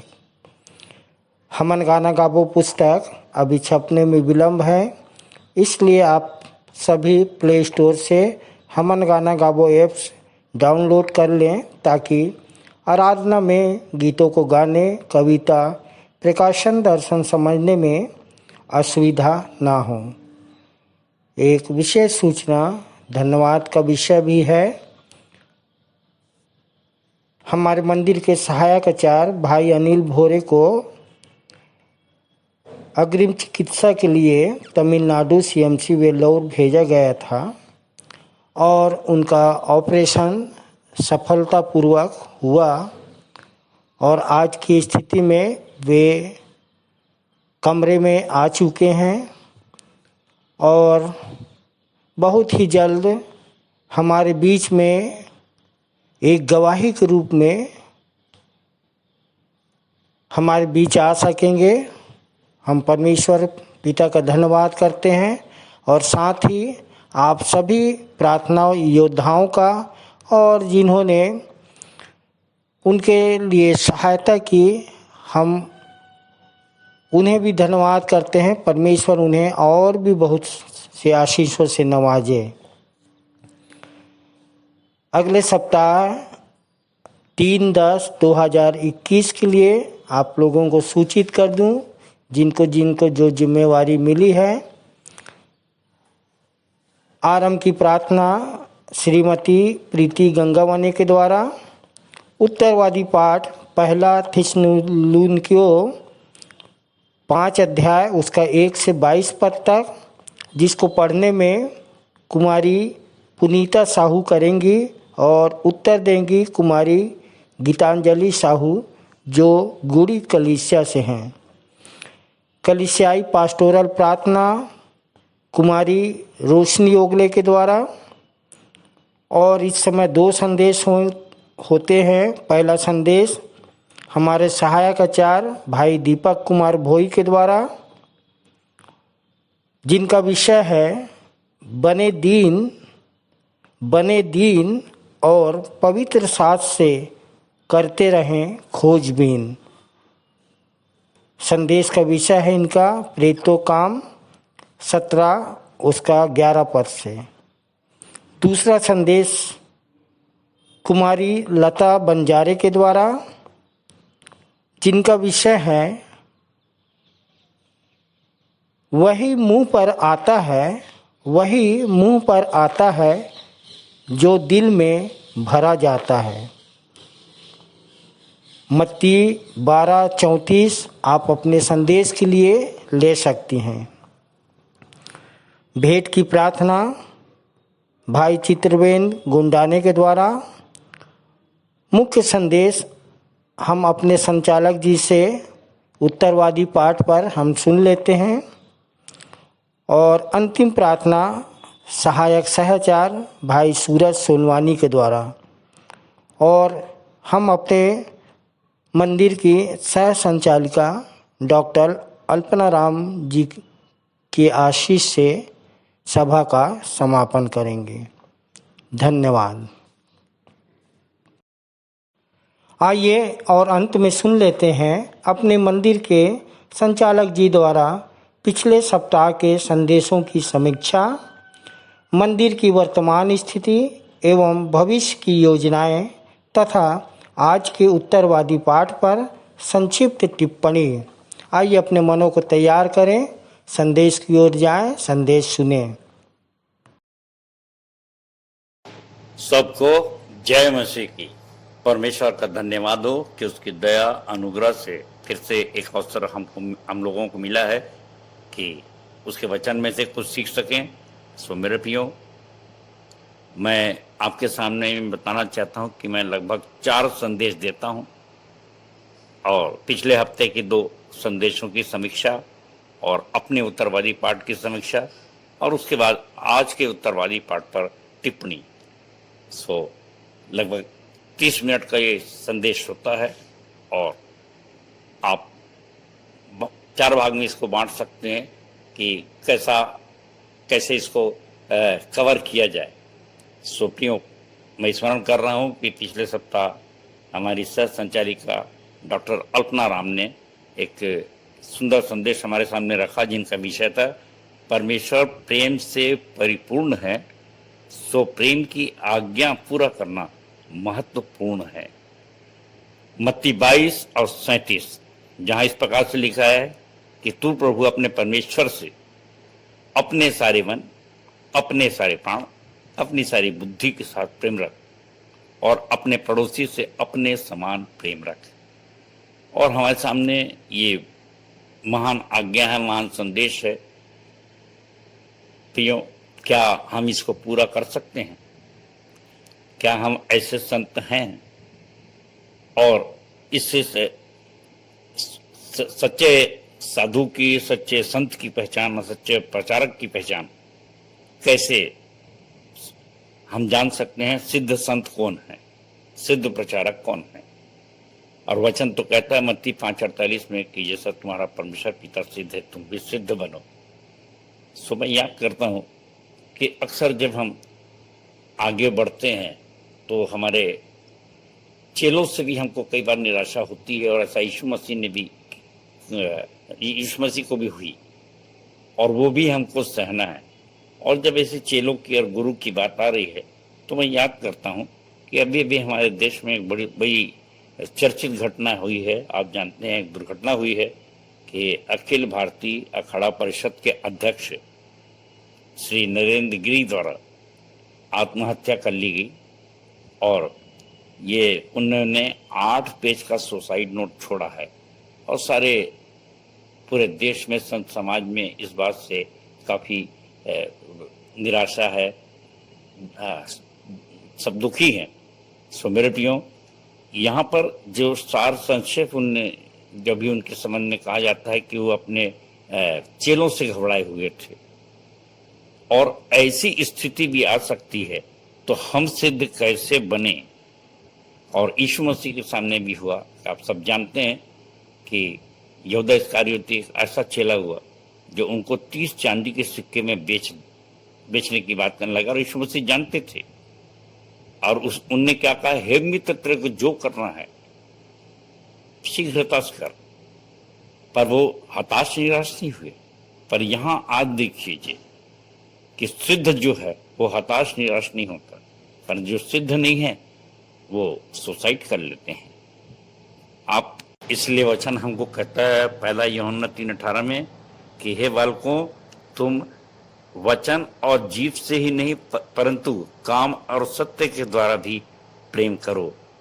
तो ये आज हमारे सामने है कि हम उपदेश तो बहुत दे लेते हैं, परंतु जब हमारे ऊपर बीतती है तो क्या हम अपने सिद्धता को प्रमाण कर पाएंगे? क्या हम सह पाएंगे? सो बहन ने बहुत ही प्यारी कविता लिख कर के इस बात को स्पष्ट किया और उनकी कविता के कुछ अंश मैं आपके सामने पढ़ रहा हूँ। मत्ती 19 के जवान को ज्यादा प्रिय थी मनी। मत्ती 19 के जवान को ज्यादा प्रिय थी मनी, सो यीशु को कहना पड़ा, स्वर्ग राज में प्रवेश न कर सकेगा धनी। स्वर्ग राज में प्रवेश न कर सकेगा धनी। सामरी ने तो लगा दिया सारा, पर आज दशवांश में भी डोल जाता है ईमान हमारा। चाहते हैं परमेश्वर दे हमें आकाश के झरोखे खोलकर, यूहन्ना 14:27। चाहते हैं परमेश्वर दे हमें आकाश के झरोखे खोलकर, और हम प्रेम करते हैं सिर्फ बोलकर। प्रियो, दशवांश तो ईमानदारी से देकर देखें। प्रियो, दशवांश तो ईमानदारी से देकर देखें। सारा लगाने का हो जाएगा जुनून, क्योंकि प्रेम की आज्ञा पूरी करना है महत्वपूर्ण। सो बहन ने बहुत ही अच्छे ढंग से वचन को हमारे सामने रखा, और हम अगर प्रभु की आज्ञा को मानते हैं सारे मन, सारे प्राण, सारी बुद्धि, सारी शक्ति के साथ, तो निश्चित रूप से हर विपरीत परिस्थिति में, हर विपरीत परिस्थिति में, न जाने हमारे संग हमारे दुश्मन कैसा व्यवहार करें, परंतु जब अपने ही प्रिय भी ऐसा करते हैं तो भी हमारी स्थिति ऐसी कभी नहीं होगी कि हम सुसाइड करें, आत्महत्या करें। प्रभु बहन को बहुत बहुत बहुत बहुत आशीष दे। गॉड ब्लेस हर अबडेंटली। इसके पश्चात हमारा दूसरा संदेश था भाई प्रदीप महिलांगे। भाई ने बहुत सुंदर गवाही बताया अपने विकलांग होने की और कैसे वो निराश था, परंतु प्रियो, अपनी गवाही के साथ भाई का जो विषय लिया था उसने, बेशक दानियल की पुस्तक है जानना, बेशक दानियल की पुस्तक को है जानना, पर वर्तमान में किन शेरों का करना है सामना। इनका संदेश दूसरा कोरिन्थियों 11:14 पर आधारित था, और भाई ने बहुत सुंदर गवाही के साथ प्रारंभ किया, परंतु वर्तमान में वो क्या काम कर रहे हैं, उनका पेशा क्या है नहीं बताए। और जहाँ तक मैं समझता हूँ कि वो अभी प्रैक्टिस कर रहे हैं वकालत की, और अगर मैं कोई गलत कर रहा हूँ तो मुझको फ़ोन करके मेहरबानी से बताएंगे भाई। और नेक्स्ट टाइम आप जब भी संदेश देते हैं तो अपना वर्तमान का पेशा भी अवश्य बताएं, ताकि लोग आपके व्यक्तित्व को समझ सकें। खैर, भाई ने बहुत सुंदर प्रचारकों के विषय में बताया कि मोटिवेशन प्रचारक जो लाभ ही लाभ बताते हैं, और ऐसे लोगों से, ऐसे प्रचारकों से हमको चौकस रहना है। और दूसरा चमत्कारिक प्रचारक, और जो बहुत सी चंगाई वगैरह दिखाते हैं, और आप उनसे उनके चक्कर न पड़े, आप सीधे मांग सकते हैं, क्योंकि प्रभु यीशु मसीह ने कहा मांगो तो तुम्हें दिया जाएगा। और इसके पश्चात मीका दानियल का उदाहरण दिया कि कैसे लोगों के बहकावे में ना आवे और अपने आप को सिद्ध करे। और सिद्ध करना मतलब स्वयं का आत्मविश्वास होना चाहिए, दृढ़ता होना चाहिए। भाई ने बहुत सुंदर उदाहरण दिया। इब्राहिम को देखें, मूसा को, स्तिफनुस को, पौलुस को, और मेरा भी नाम लिया।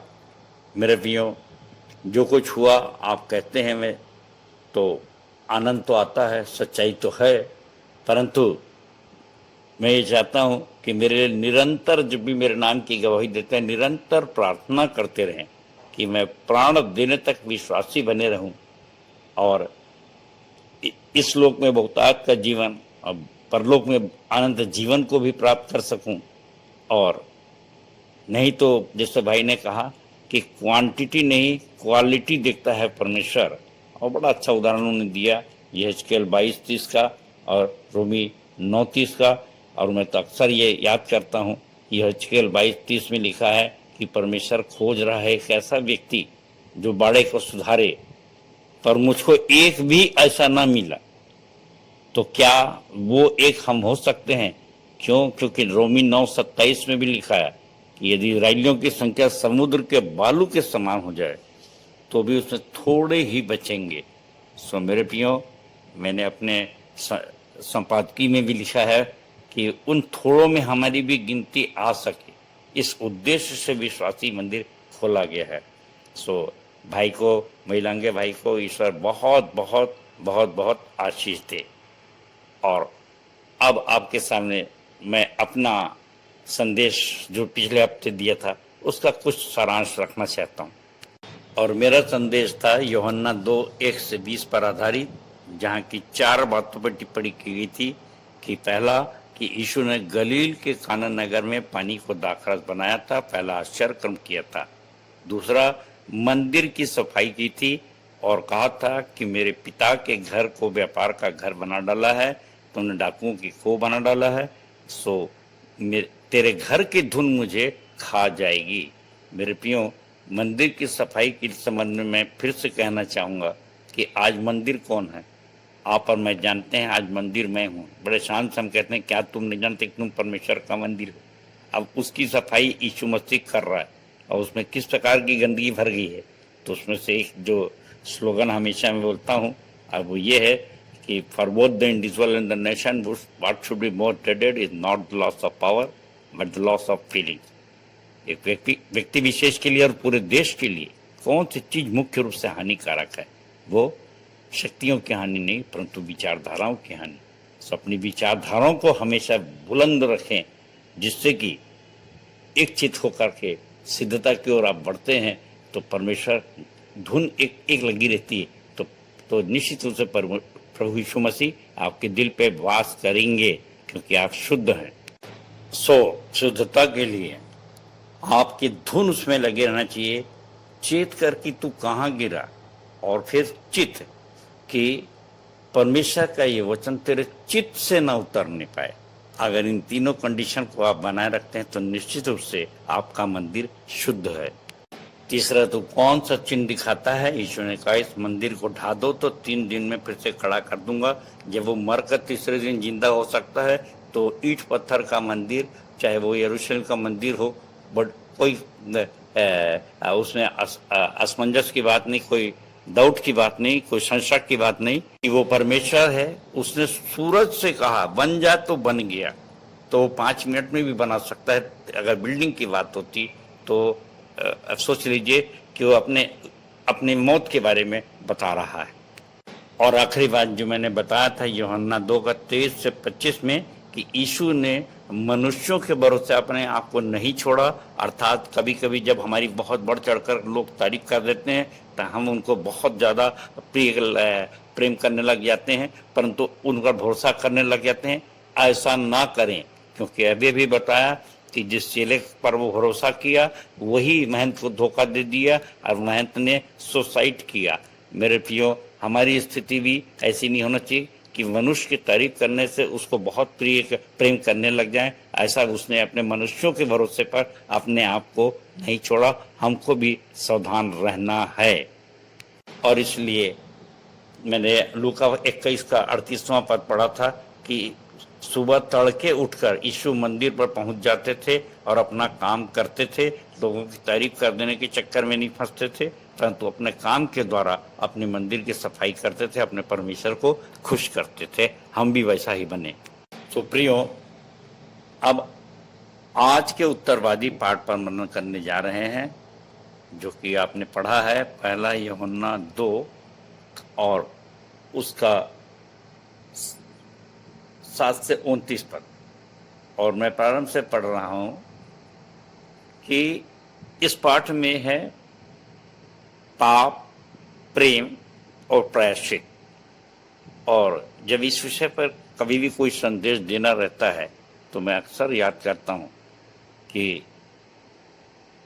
पाप एक बहुत बहुत बड़ा सब्जेक्ट है, विषय है, और संसार अपने अपने ढंग से स्वयं हमारे पुराने नियम में और नए नियम में भी अलग अलग प्रकार से उससे वर्णन किया गया है।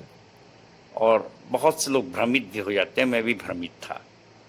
और इसलिए प्रेम करना है तो क्या करना है, और इसके लिए हमने बड़े प्रयास किए। और अगर हमन गाना गाउन का 16 और 17वां पृष्ठ देख लें कि हमारी 2 टीप है, प्रेम और पाप, और इसमें एक सारांश चीज़ें लिखी गई हैं ताकि हमारे लोग कम से कम भ्रमित ना हो और एक अच्छी खासी स्टडी है।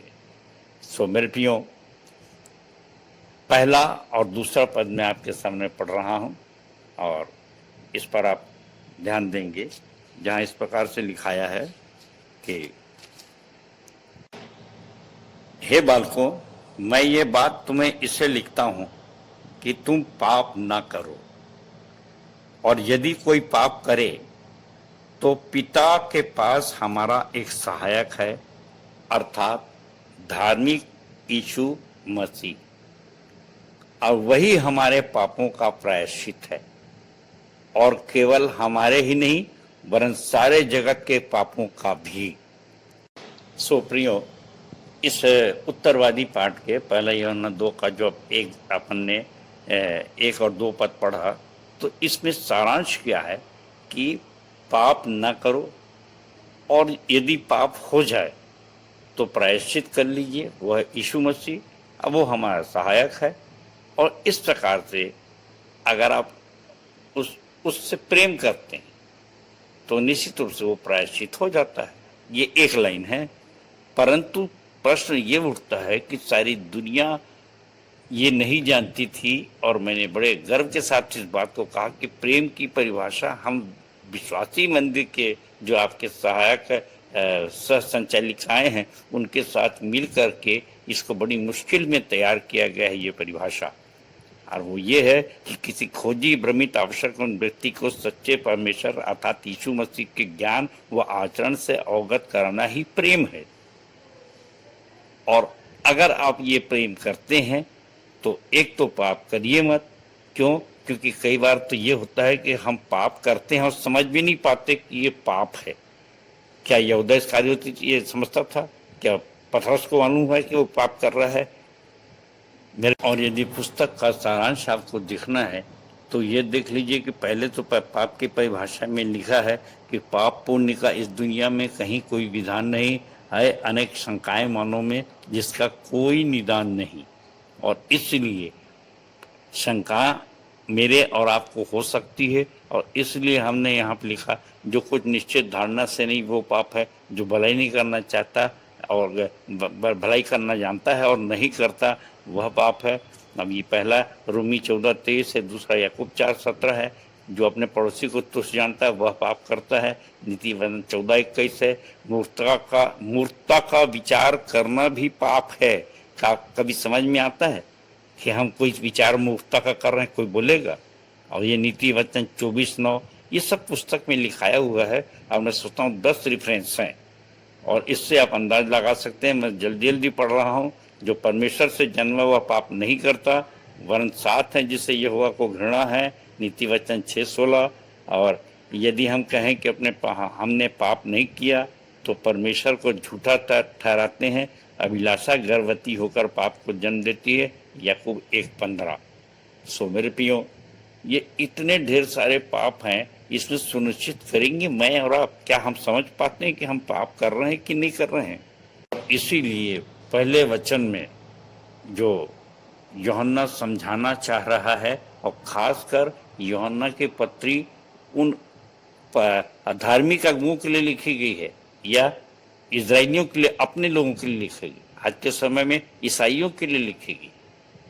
और उनके सामने ये प्रश्न है, तो अगर हम ही नहीं समझते तो अन्य जातियों की तो बात ही छोड़ दीजिए। और इसी प्रकार से यदि प्रेम के पृष्ठ को देखा जाए तो उसमें 7 चरण दिए गए हैं। स्वयं से प्रेम, परिवार से प्रेम, पड़ोसी से प्रेम, दुश्मन से प्रेम, सिद्ध प्रेम, श्रेष्ठ प्रेम और संक्रामक प्रेम। और मेरे प्रियो, इसके अंत की जो टिप्पणी है वो भी मैं यहाँ पर पढ़ना जरूरी समझता हूँ कि धीरज से एक एक सीढ़ी चढ़ने पर अंश अंश करके तेजस्वी शाश्वत स्वरूप में बदला जा सकता है। इसके लिए त्याग, तपस्या, साधना एवं संघर्ष चाहिए। तो जब तक हम साधना नहीं करेंगे तो सिद्धि को प्राप्त कैसे कर पाएंगे, परफेक्ट कैसे बन पाएंगे? जबकि फिर याद करता हूँ, सारी बाइबिल का एक सारांश है, यीशु मसीह ने बहुत कुछ दिया। कहा आकाश के पक्षियों को देखो, बोते ना काटते, मैं उनका पेट भरता हूँ, तुम्हारे लिए आश्चर्य कर्म करूंगा, परंतु पहले उसके धर्मराज की खोज करो, मत्ती 6:33। और 5:48 सिद्ध बनो जैसा तुम्हारा परमेश्वर पिता सिद्ध है, परफेक्ट बनो। और परफेक्ट बनने के लिए साधना की जरूरत है। और प्रियो, ये साधना की गई, इसलिए ये प्रेम का पे इतनी बड़ी टिप्पणी तैयार करके आपके सामने। और इसी प्रकार से यदि पाप के विषय में कहा जाए तो उसका निदान लिखाया हुआ है कि सुनिश्चित करें कि उपरोक्त में से कौन कौन से पाप हम कर रहे हैं और क्या उससे बचने के लिए सब जाति के लोगों को चेला बना रहे हैं। क्योंकि प्रेम करना व्यवस्था को पूरी करना है, और जो प्रेम करता है वह पाप कर ही नहीं सकता। पहला यूहन्ना 3:9 ये इसकी सारांश टिप्पणी है मेरे प्रियो, कि प्रेम और पाप आमने सामने है। अगर आप प्रेम नहीं कर रहे हैं तो पाप कर रहे हैं, और अगर पाप हो भी जाए, नहीं भी चाहे से हमसे हमारे से हो ही जाता है। यदि ये हम ये कहें कि हम पापी नहीं, हम पाप नहीं करते, तो झूठ बोल रहे हैं, ऐसा वचन कहता है। तो उसका प्रायश्चित है कि अगर हमसे पाप हो गया जाने अनजाने में, कितनी अच्छी प्रार्थना हम लोग करते हैं कि पिता परमेश्वर जाने अनजाने में मन वचन कर्म से जो भूल चूक अपराध मुझसे हुए हैं, पाप हुए हैं, बड़ी अपनी दया करके क्षमा कर। और वो एक धीमी आवाज आती है कि मैं तो क्षमा करूंगा, परंतु तू मेरी आज्ञा को तो मान, मुझसे प्रेम तो कर। और यहाँ पर आके हम अक्सर फेल हो जाते हैं। और जैसे ही हम प्रेम करने की योजना बनाते हैं तो मेरे प्रियो, वो हमको सबसे पहली चीज जिंदा दिली देता है। हम डरते नहीं कि हमारे पास एक सहायक है। और कितने आनंद की बात है, मैं तो इसको व्यवहारिक रूप में बताता हूँ कि जब हमारा ऐसे कभी कभी हमारे गार्जियन होते हैं, पुलिस के बड़े ऑफिसर हो जाते हैं, और मैं तो ये कहता हूँ कि अगर आपका मित्र प्रधानमंत्री हो जाए देश का, तो फिर आपकी क्या स्थिति होगी? आप तो बहुत ज़्यादा निडर हो जाएंगे। मगर मेरे प्रियो, यहाँ पर कितनी अच्छी बात है, तुम्हारे पास एक सहायक है।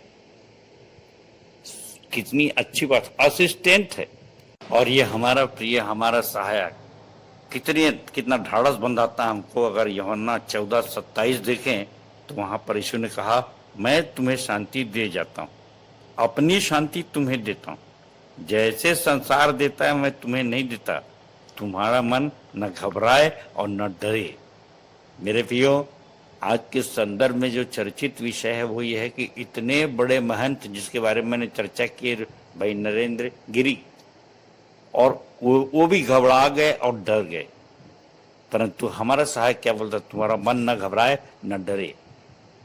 और हम ये नहीं कहते कि उन्होंने पाप किया कि नहीं किया, वो सब अभी एक खोज का विषय है, चल रहा है। लेकिन हम अपने आप को तो जानते हैं कि हम पापी हैं। हम अपने स्वभाव के लिए दावे के साथ कह सकते हैं, या मैं तो कहता हूँ कि मैं जिस बुरे काम को नहीं करना चाहता वही बुराई मुझसे होती है। परंतु एक पवित्र आत्मा है, एक सहायक है जो यीशु है, वो मुझको आकर के उन बुरे कामों से, उन जघन्य पापों से बचा लेता है। प्रियो, किसी भी विपरीत परिस्थिति में हमको कभी आत्महत्या करने की बिल्कुल भी आवश्यकता नहीं है। सुसाइड बिल्कुल मत करने का सोचिए, सोचना भी पाप है, अभी मैंने कहा। और उसके पश्चात यदि ऐसा कुछ हो जाता हमसे तो हम यीशु के चरणों पर जाएं, प्रार्थना करें और प्रायश्चित करें। और मैंने जो जिस विचार को रखा वो 3 से 6 पद में लिखा है कि उसकी आज्ञा को मानना है। और इसलिए 3रा और 4था पद में इस प्रकार से लिखाया है, यदि हम उसकी आज्ञाओं को मानेंगे तो इससे हम जान लेंगे कि हम उससे जान गए हैं।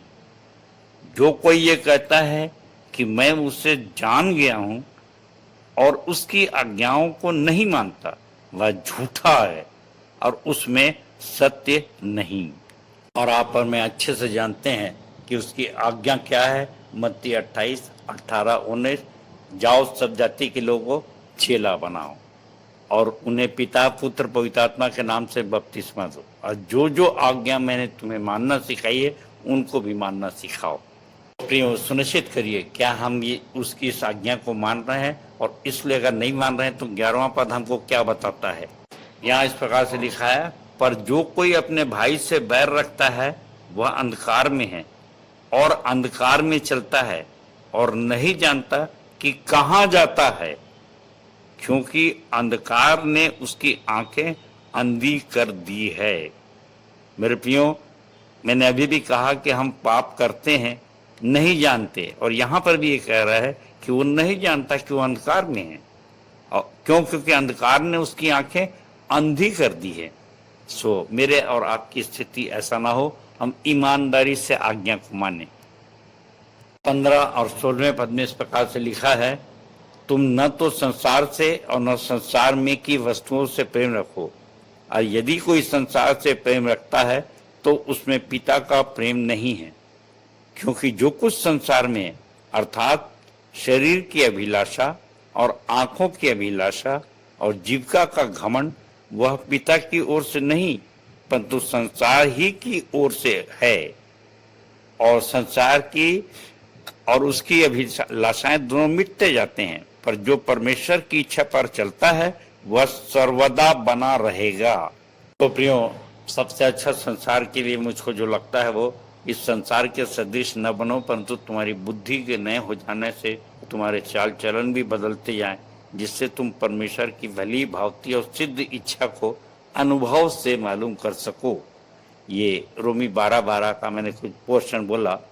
मेरे प्रियो, हम नहीं समझते, परंतु अगर हम प्रेम करेंगे तो वो हमको संसार में सही मार्ग में चलना सिखाएगा, वो हमारा सहायक है। 22वें पद में एक जबरदस्त बात लिखी गई है प्रियो, मैं आपके सामने पढ़ रहा हूं। झूठा कौन है? झूठा कौन है?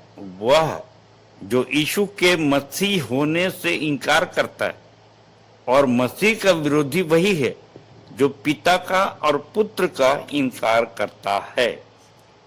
बड़ा सुंदर सी लाइन है, यीशु के मसीह होने से इनकार करता है। आप और मैं जानते हैं कि यीशु इस संसार में इसीलिए आए ताकि वो मसीहा बन सकें, और इसीलिए मैंने हमेशा इसको अलग अलग लिया है। यीशु सिर्फ उसका नाम था और मसीहा संसार द्वारा दी गई उपमा है, जो जिसका अर्थ हम लोग ने हमेशा बताया है कि बचाने वाला, मसीहा अर्थात बचाने वाला। और हमने लिखा भी है अपने बोर्ड में कि विश्वासी मंदिर का उद्देश्य है कि सब जाति को चेला बनाना और उनको बचाना। इसलिए प्रियो, सारांश में मैं यही कहना चाहूँगा कि पिता परमेश्वर ने यीशु को भेजा, जो पवित्र आत्मा के रूप में मसीहा बना, और वो आज हमारे अंदर रहता है। इसलिए हम लोग मसीहा का काम करते हैं। सो हम पिता, पुत्र और पवित्र आत्मा तीनों पर विश्वास करते हैं, उसका इनकार नहीं करते, और इसलिए हम झूठे नहीं हैं। और अंत में यूहन्ना यहाँ पे सिखाता है कि तुम्हारा एक विशेष अभिषेक है 27 से 29 पद में, और उस वो तुम में बना रहता है।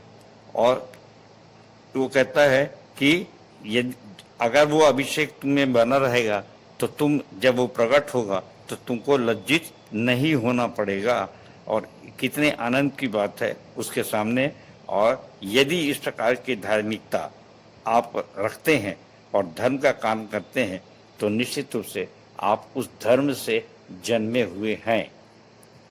इसलिए 29 पद है, यदि तुम जानते हो कि वह धार्मिक है तो यह भी जानते हो कि जो कोई धर्म का काम करता वह उससे जन्मा है।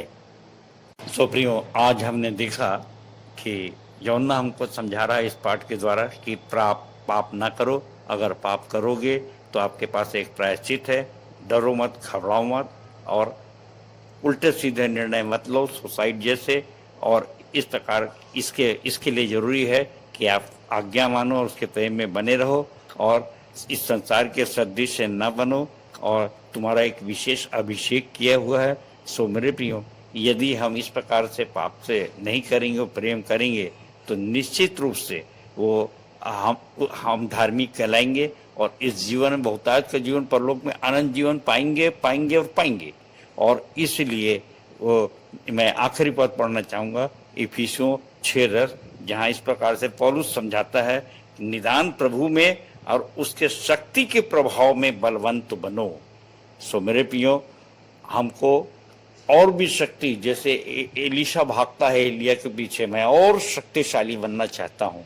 हमारे पास अंदर ये जिज्ञासा होना चाहिए, हम सिद्धता को प्राप्त करना चाहते हैं। और अगर इस प्रकार से आप सिद्धता को प्राप्त करने के लिए आगे बढ़ेंगे तो निश्चित रूप से वो सहायक आपको निश्चित रूप से शक्तिशाली बनाएगा और आप बचेंगे और बहुतों को बचाने का कारण बनेंगे। सो परमेश्वर अपने इस वचन के कहे जाने पर सबको बहुतायत की आशीष दे। सबको जय मसीह की, जय मसीह की और जय मसीह की। धन्यवाद। बहुत ही सुंदर संदेश के लिए हम अपने संचालक जी का बहुत बहुत धन्यवाद करते हैं, जिनसे आज हमने सीखा प्रेम, पाप और प्रायश्चित कि हम पापी हैं। पाप का प्रायश्चित प्रेम है, मतलब आज्ञा मानना, क्योंकि उत्पत्ति में आज्ञा ना मानने के कारण ही पाप में गिरे। और आज पाप से बचने का प्रायश्चित आज्ञा मानना, प्रेम करना है। मत्ती 28:18-20। जो प्रेम करता है पाप नहीं करता। एक बार पुनः संचालक जी का हम धन्यवाद करते हैं। तालियां।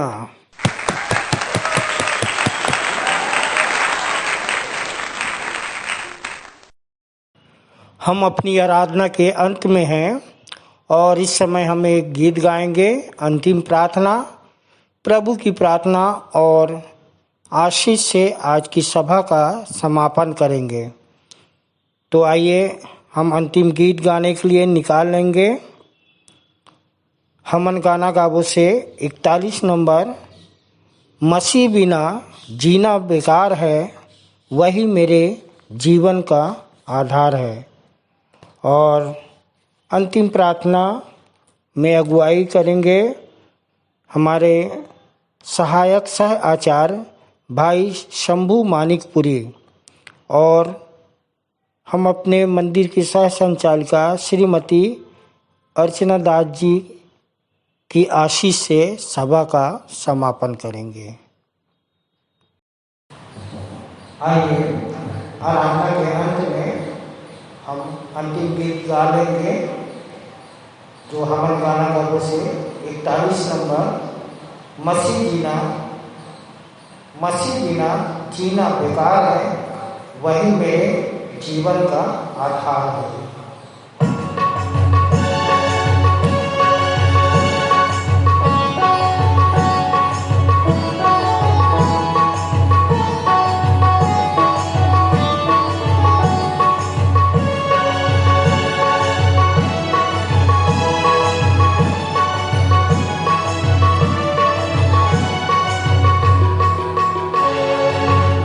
बिना जीना बेकार है, वही मेरे जीवन का आधार है।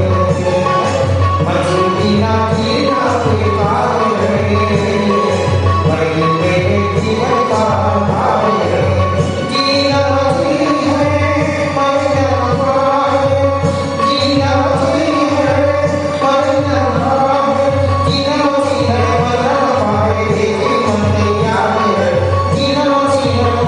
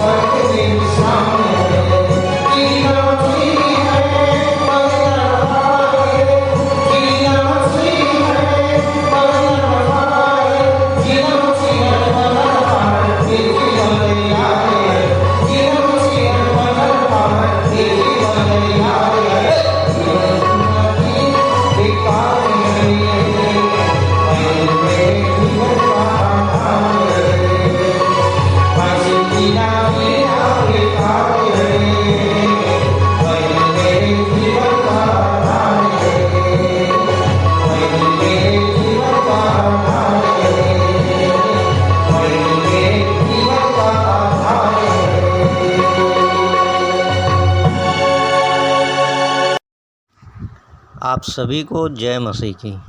मेरा नाम सहायक साचार्य शंभू मानिकपुरी है और मेरे को मंदिर आने का कारण था कि मेरे घर में काफ़ी परेशानियां थी, जो इसी विश्वासी मंदिर के प्रार्थना दुआ के द्वारा मेरे घर की परेशानियां ठीक हुई। मैं और मेरे पूरे परिवार प्रभु में बने हुए हैं।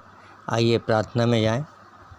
धन्यवाद धन्यवाद धन्यवाद महान सामर्थी पिता परमेश्वर, आज की आराधना के लिए जिसमें हम आपकी दया से उपस्थित हो सके। पिता, आशा करते हैं कि हमारी प्रार्थनाएं, गीत संगीत, संदेश, भेंट, गवाहियाँ व नए नए विश्वासियों से परिचय आदि आपको भाया होगा।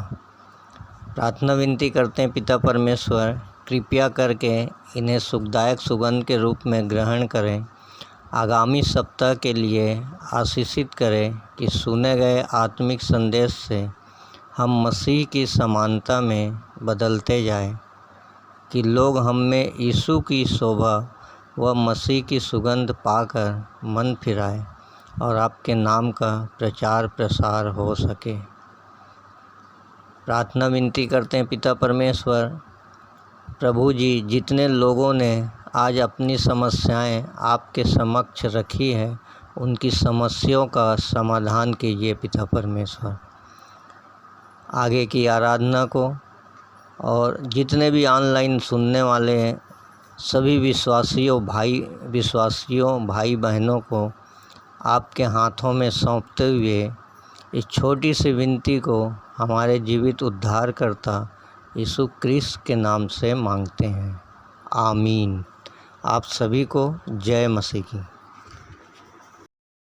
हे हमारे पिता, तू जो स्वर्ग में है, तेरा नाम पवित्र माना जाए, तेरा राज्य आए, तेरी इच्छा जैसे स्वर्ग में पूरी होती है वैसे ही इस पृथ्वी पर भी पूरी हो। हमारे दिन भर की रोटी आज हमें दे, और जैसे हमने अपने अपराधियों को क्षमा किया है, वैसे ही तू भी हमारे अपराधों को क्षमा कर, और हमें परीक्षा में ना डाल, परंतु बुराई से बचा, क्योंकि राज्य, पराक्रम और महिमा सदा तेरे ही है, आमीन।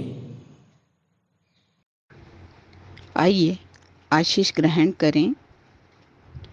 वह जो परम धन्य हैं और एकमात्र सम्राट, राजाओं का राजा और प्रभुओं का प्रभु, जो अमरता का एकमात्र अधिकारी है और अगम्य ज्योतियों में निवास करता है, जिसे किसी मनुष्य ने ना तो देखा है और ना देख सकता है, उसी पिता परमेश्वर का प्रेम, पुत्र हमारे प्रभु यीशु मसीह का अनुग्रह और पवित्र आत्मा की शांति व सहभागिता, सम्मान और प्रभुत्व अनंत काल तक होता रहे, आमीन और आमीन।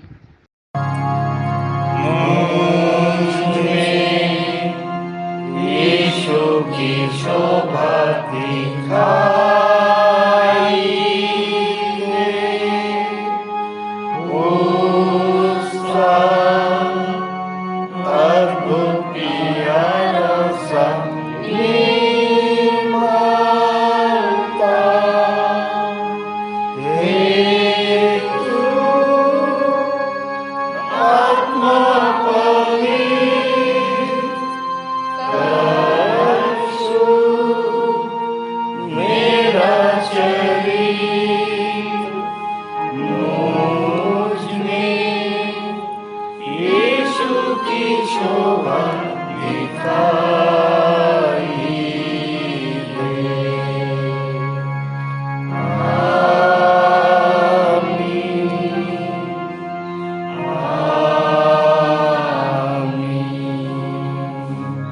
आप सबको जय मसीह की।